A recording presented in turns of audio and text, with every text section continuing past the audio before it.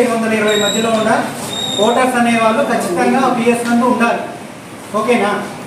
లేకపోతే మీరు ఖచ్చితంగా ఓటర్ అక్కడ ఖచ్చితంగా లేదు అని వాళ్ళు కన్ఫర్మ్ అవుతారు. మీరు ఒకవేళ కరెక్ట్గా చేయొచ్చు, ఒక్కొక్కసారి తగ్గొచ్చు పెరగచ్చు, అది కరెక్ట్గా ఉంటే పర్లేదు.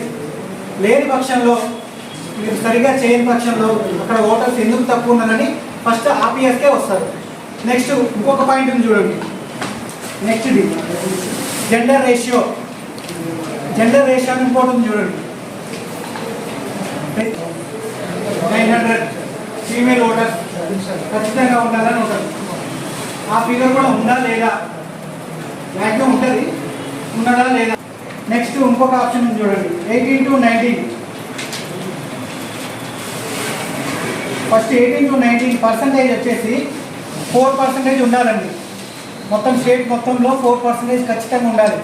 మన PS అన్నీ తీస్తారు, 4% కంటే తక్కువ ఉన్నది, ఓన్లీ 1% ఈ PSలో ఉన్నది. ఈ PSకి ఎందుకు తక్కువ ఉంది అని చెప్పి రావడానికి ఛాన్సెస్ ఉంటాయి.